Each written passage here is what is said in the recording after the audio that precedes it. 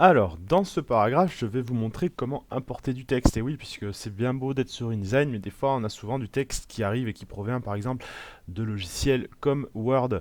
Alors là, je vais vous montrer différentes techniques d'importation et comment il est possible de chaîner ce qu'on appelle des blocs entre eux.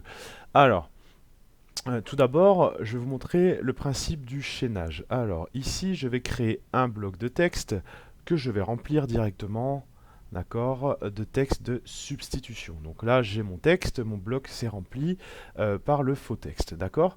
Regardez, si je prends ici les options de modification de la taille du bloc, là, et que je modifie mon bloc en hauteur, j'ai un petit plus qui m'indique que du texte est en surplus dans ce bloc. Effectivement, vu que j'ai réduit mon bloc, j'ai vraiment du texte en plus qui dépasse. Euh, Regardez, lorsque j'appuie sur le plus, voilà, InDesign m'indique, voilà, j'ai mon clic qui est chargé par du texte, à vous de me dire en gros où vous voulez la suite du texte contenu dans ce bloc-là. Donc là, si je définis un nouveau bloc, alors ce texte viendra se mettre, s'ajouter dans ce bloc ici. On est d'accord que c'est bien la continuité du texte qui était contenu dans ce premier bloc. Pour vous montrer cela, regardez, je vais aller sur cette partie-là et je vais par exemple changer la couleur de ce texte. Voilà. Lorsque je fais entrer, vous voyez que le texte se retrouve en dessous. D'accord? Donc on est bien sur des textes qui sont chaînés.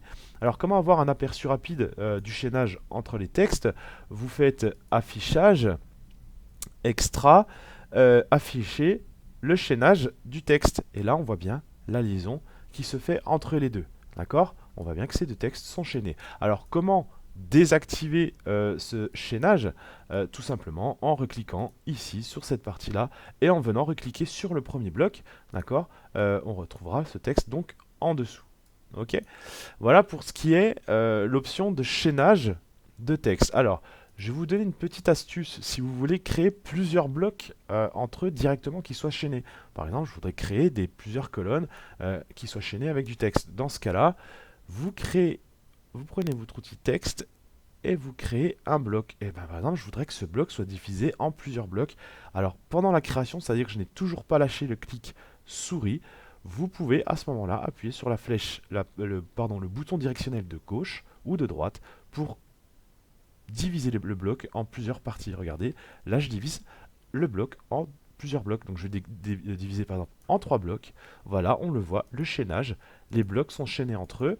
Regardez, je vais remplir avec du texte de substitution. Les trois blocs sont remplis. C'est bien trois blocs indépendants, hein, on est d'accord, mais ces blocs sont liés entre eux. Donc ça, c'était une petite astuce. Je vais revenir en arrière. Voilà. Alors, maintenant, ça c'était du texte comme classique. Maintenant, je vais vous montrer comment importer du texte qui vient de Word. Alors, dans ce cas-là, vous faites Fichier, Importer. Donc là, je vais directement mon texte faux, un texte docx, d'accord, et bien cocher ici, afficher les options d'importation. Et on va faire Ouvrir. Dans ce cas-là, vous avez InDesign qui vous propose quels sont les éléments que vous allez inclure dans le texte que vous allez copier sur InDesign. Donc la table des matières, l'index, note de bas de page ou note de fin de page. D'accord? Vous avez les guillemets typographiques. Supprimer les styles et la mise en forme du texte et des tableaux. Vous pouvez vraiment apporter du texte brut d'un document Word qui lui contient déjà des styles. Vous pouvez conserver les styles et la mise en forme du texte et des tableaux. Donc ça, c'est aussi un élément sympa si vous voulez garder votre mise en page Word ou autre logiciel. D'accord? Importer les images texte, suivi des modifications, importer les styles inutilisés, conserver les puces et numéros, convertir les puces et numéros en texte. Ça, c'est à vous de voir. Importer les styles automatiquement. Donc vous avez des styles, conflit de style de paragraphe, soit vous utilisez la définition du style InDesign, soit vous redéfinissez les styles InDesign. Bon, bref, ça commence à être un travail assez laborieux. Généralement, dans InDesign, on importera du texte brut. À vous après de faire votre mise en page. Si vous commencez à faire une mise en page sous Word, que vous importez après dans InDesign, je pense que je vois pas trop l'utilité pour l'instant du logiciel. Mais bref, ça c'est un autre débat. Alors, je vais faire OK. Et là, donc, mon clic est à nouveau chargé de texte. On le voit, hein, on voit bien qu'on a un petit texte qui va être affiché. Je vais donc définir ici la taille de mon bloc. Voilà. Alors là, je commence à mettre du texte dedans. Bien sûr, le texte que moi je vous ai chargé dans mon document Word est beaucoup plus important que ça.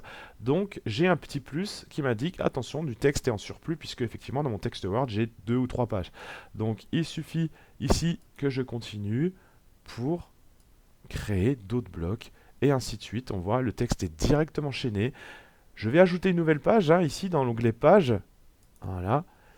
Cette page se retrouve au-dessus, ok, et je vais continuer ainsi, hop là, s'il veut bien me le prendre, voilà, à gérer mon texte. Donc ça, c'est vraiment une gestion libre, d'accord, de mes blocs. On voit ici que les textes sont bien chaînés.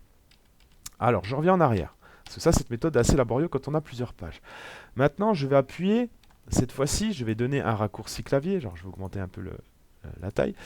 Je vais ici, donc excusez-moi, j'ai perdu l'importation, je vais faire fichier importer, toujours mon texte, voilà, là je valide, ok.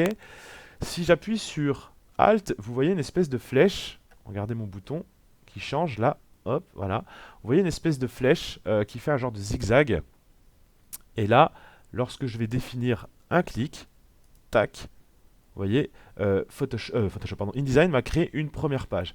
Donc, j'ai toujours le texte qui est chargé. D'accord, on le voit, le texte est chargé.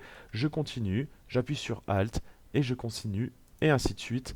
Je peux ici charger plusieurs de mes pages. Vous avez vu que j'ai fait qu'un seul clic à chaque fois. Maintenant, je voudrais en fait, donc là je reviens en arrière, je voudrais que InDesign me crée plusieurs pages directement en fonction du texte total contenu dans mon fichier Word. Dans ce cas-là, vous allez appuyer sur majuscule, d'accord, je dis bien majuscule, on voit la flèche, cette fois-ci n'est pas en pointillé, mais elle est pleine, et là regardez, lorsque je clique sur un coin, on voit ici le nombre de pages qui a été créé automatiquement en fonction de tout mon texte, d'accord, donc ça c'est plutôt intéressant. Alors, on peut définir, vous avez vu, je sais vous l'ai montré dans l'ouverture d'un document, les marges et les colonnes. Alors là, je vais créer un autre document. J'ai créé un autre document, cette fois-ci en 2 colonnes. Regardez, lorsque je vais faire fichier importer, je vais chercher mon texte Word, d'accord? Là, je valide. Lorsque je clique dans une colonne, InDesign va m'apporter ce texte dans une colonne. Alors c'est là où c'est intéressant, si vous voulez du texte sur 2 colonnes, là je vais appuyer sur majuscule pour que l'intégralité de mon texte soit copiée, collée, et voilà, regardez, ici sur mes 2 pages, le texte s'est mis sur 2 colonnes. Donc là c'est vraiment intéressant à ce niveau-là. Voilà ce qu'il faut savoir pour l'importation du texte, donc c'est relativement simple, mais ça pourra vous aider dans pas mal des cas.